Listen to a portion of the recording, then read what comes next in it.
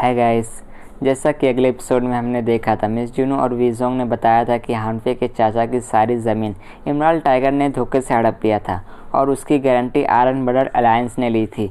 अब आगे एपिसोड के स्टार्टिंग में हानफे मिस जुनू से पूछता है आयरन ब्रदर अलायंस क्या है। मिस जुनू बताती है कि एक शक्तिशाली और गुप्त संगठन है, अपनी ज़बरदस्त संपत्ति और जनशक्ति के साथ वे 7 राज्यों के सभी कामों की गारंटी लेता है और आपके चाचा राजघराने से थे, उसके बावजूद भी वो अपनी बातों से मुकर नहीं सकते थे। हानफे पूछता है क्या ऐसा संगठन अभी भी मौजूद है।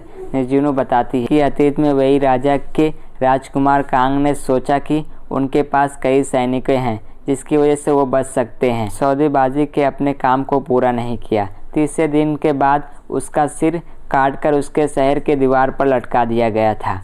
आयरन ब्रदर अलायंस बेहद मजबूत है, ज़ांग लियान कहता है। तो राजा द्वारा लॉर्ड जिंगलंग को एक नागरिक के रूप में स्वीकार कर दिया गया और जल्द ही किसी कारण से मार दिया गया था जिसके बारे में मुझे नहीं पता। हानफे कहता है इसे ध्यान में रखते हुए मुझे डर है कि इमराल्ड टाइगर भोजन की कीमत नहीं बढ़ा रहा है। वीजोंग कहता है नाइटफॉल का संगठन केवल मुनाफा हड़पने से नहीं है। हानफे वीजोंग से पूछता है आप क्या सुझाव देना चाहते हैं। वीजोंग कहता है नानियांग की आपदा नए क्राउन प्रिंस का समर्थन करने के लिए नाइटफॉल की ये योजना महत्वपूर्ण कदम लेती है, परंतु अब तुम उसके मार्ग में खड़े हो। ज़ांग लियान कहता है तो इमराल्ड टाइगर और नाइटफॉल ने भाई हानफे के लिए एक जाल बिछाया है। यह वास्तव में एक खतरनाक जाल है।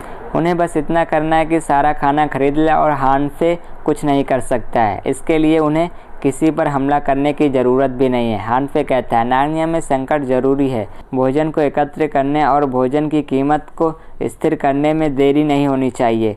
भले ही यह एक जाल है, मुझे उसके सामने जाना ही होगा। ज़ांग लियान कहता है क्या तुम्हारा इरादा इमराल्ड टाइगर से मिलने से है। हानफे कहता है उसने मुझे नानियांग में एक मूल्यवान वाइन कप दिया था, यह बहुत बड़ा उपहार है।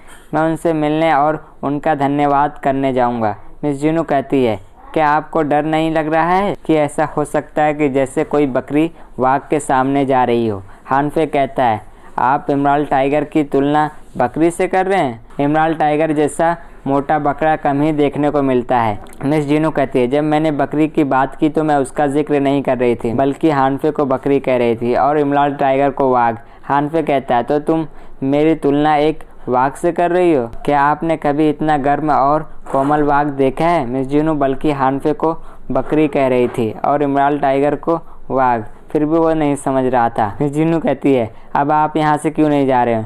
नेक्स्ट सीन में हानफे को इमराल्ड टाइगर के पास दिखाया जाता है। इमराल्ड टाइगर कहता है नवे राजकुमार, आपसे मिलना किस्मत की बात है। आपका ठीक से स्वागत ना करने के लिए मुझे क्षमा करना। पिछली बार जो उपहार दिया था क्या आपको पसंद आया था।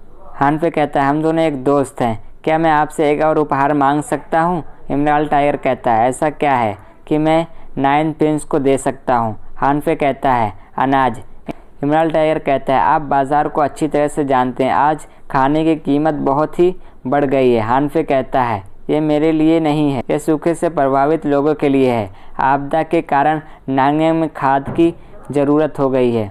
मुझे बताया गया है कि आपने बहुत सारा खाना खरीदा है, इसीलिए मैं यहाँ आपदा के पीड़ित लोगों के लिए आपसे खाना उधार लेने आया हूँ। महामहिम और नवे राजकुमार वास्तव में परोपकारी हैं, लेकिन जैसा कि कहा जाता है कि एक आदमी को मछली देने से अच्छा है कि उसे मछली पकड़ना सिखा दिया जाए। गरीब हमेशा राष्ट्रीय राहत आपूर्ति पर भरोसा करते हैं, यह लंबे समय से काम नहीं करने वाला है।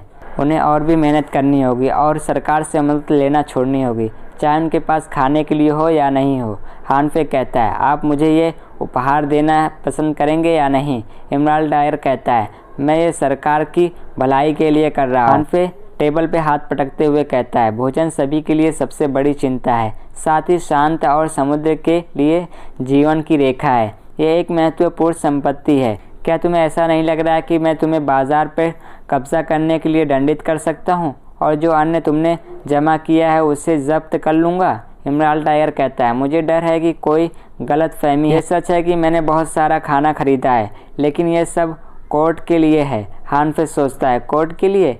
हानफे भी हैरान हो जाता है। इमराल्ड टाइगर कहता है नानियांग में सूखे के कारण भोजन की कीमत बहुत ज़्यादा बढ़ गई है, सैनिकों के पास खाने के लिए नहीं था, इसीलिए उन्होंने मुझसे कहा और मैं उन्हें वहाँ तक खाना पहुँचाया हूँ। इमरान टाइगर कहता है, मैं एक ठेकेदार हूँ जिससे सेना के लिए भोजन इकट्ठा करने का काम सौंपा गया है। अपराधी न्याय मंत्री, क्या आपको नहीं लगता ये वाइट व्यापार है? हानफे कहता है, जब कीमत बढ़ रही है तब भी आपको बिना किसी मुश्किल से आपको खाना खरीद सकते हैं। आप सचमुच मेहनती हैं। इमरान टाइगर कहता है, इसीलिए नवे राजकुमार मेरी ओर देखो, मैं भी अपनी देश की सेवा के लिए हर संभव कोशिश कर रहा हूँ। मेरी वफादारी और शक्ति सच्ची है और स्वर्ग इसकी गवाही देता है। हानफे कहता है, क्या देशभक्त आदमी हो? और इमरान टाइगर एक जेट को नीचे गिराकर तोड़ देता है जो बहुत ज़्यादा महंगा था। और इमरान टाइगर कहता है, इस गड़बड़ के लिए मुझे माफ़ करना। मैं आपदा के बारे में चिंतित हूँ और मैं इसका कुछ भी नहीं कर सकता हूँ। ज़ांग लियान कहता है, ये रियल में क्या चाहता है? हानफे कहता है, अद्भुत हरी प्लेट सिर्फ जेट बहुत ही कम मिलते हैं जो हमारे देश के लिए शान है और ये शर्म की बात है कि ये टूट गया है। इमरान टाइगर कहता है, पूरे सेक्ट में उन्हें मेरे पास 6 हैं, अब एक टूट गया है तो और भी 5 हैं और उन्हें ले आओ। और तभी वहाँ पे एक सर्वेंट उन 5 जेट को लेके आ जाती है और तभी इमरान टाइगर एक जेट को देखता है और उसे भी तोड़ देता है नीचे गिराकर और कहता है, उन सब को तोड़ दो। वो सर्वेंट सारे जेट को तोड़ देती है और हानफे जेट का एक टुकड़ा उठाता है और कहता है, इसका क्या मतलब है? इमरान टाइगर कहता है, पूरे सेक्ट को बनाने के लिए 6 जेट को ज़रूरत होती है। मुझे इसकी अधूरी चीज़ चाहिए नहीं जो मैं आधा चीज़ नहीं रखता हूँ। ज़ांग लियान सोचता है, वह 6 कीमती जेट तोड़ने को तैयार है लेकिन वह आपदा के लोगों के लिए कोई पैसा दान नहीं करना चाहता है। इमरान टाइगर खुले तौर पर भाई हानफे को अपमानित कर रहा है। हानफे कहता है, मुझे आश्चर्य है कि 6 जेट डिस्ट्रॉय कर दिया गया है। मुझे आश्चर्य है कि 6 जेट को बेचकर हम कितना खाना खरीद सकते थे। ऐसा लगता है कि आप राहत में मदद नहीं करना चाहते हैं, इसीलिए आपने इसने तोड़ दिया। इमरान टाइगर हानफे को शांत होने को कहता है, जब आप पैसा उधार लेते हैं तो आपको इसे वापस चुकाना पड़ता है। यदि आप आपदा के लिए खाना भोजन मुझसे उधार लेना चाहते हैं तो मुझे यकीन है कि आप कीमत उधार नहीं चुका सकते हैं। मैं कुछ भोजन दान क्यों नहीं दे सकता हूँ? हानफे पूछता है, कितना? इमरान टाइगर कहता है, 1 बाल्टी। हानफे बहुत गुस्सा होता है और कहता है, सिर्फ 1 बाल्टी? आप कितने दयालु हैं। इमरान टाइगर कहता है, नवे राजकुमार, जो भोजन मैंने जमा किया वो सेना का है। अगर ये मेरा खुद का होता तो मैं ये बहुत ही आसानी से दान दे देता और अभी तक दान दे चुका होता। अगर तुम मेरे पास एक अन्य का दाना भी रखते हो तो तुम मेरा सर काट सकते हो। हानफे हंसते हुए कहता है, हम सिर्फ खाने की भी बात कर रहे हैं, कोई मर नहीं जाता है। आप जैसे समर्थ देशभक्त व्यापारी निश्चित ही सुरक्षित हैं। आपको अपना सिर स्थिर रखना चाहिए क्योंकि मुझे आपसे फिर से अपनी बुद्धिमती साझा करनी चाहिए। इमरान टाइगर कहता है, नवे राजकुमार, तुम क्या चाहते हो और मेरी झूठी तारीफ मत करो। हानफे कहता है, जैसा कि मैं इसे समझता हूँ, बाज़ार में तनाव जल्द ही कम हो जाएगा। बाज़ार की कीमत बढ़ती और चढ़ती रहती है, ये जितनी बार चढ़ती है उतनी बार गिरती भी है। मुझे लगता है ये अपनी कीमत का सबसे ऊपर कदम छू लिया और 10 दिनों में ये गिर जाएगा। इमरान टाइगर कहता है, पैसा और बाज़ार की छोटी चीज़ें आपको चिंता नहीं करनी चाहिए। दूसरी ओर हम व्यापारी लंबे समय से काम में खरीद बहुत ज़्यादा कर रहे हैं। मेरी राय में 10 दिन में कोई बात नहीं बनेगी, 15 दिन बाद भी ऐसा ही रहेगा।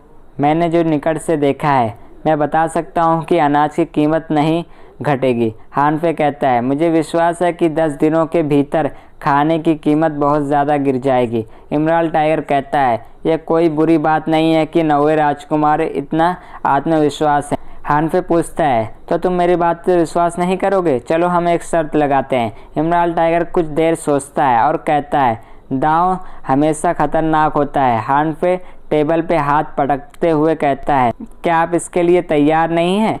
इमरान टाइगर कहता है, यदि आयरन ब्लड अलायंस इसकी गारंटी देता है तो मैं इसके लिए हमेशा के लिए तैयार हूँ। और हमारा एपिसोड यहाँ पे ख़त्म होता है ये कहते हुए।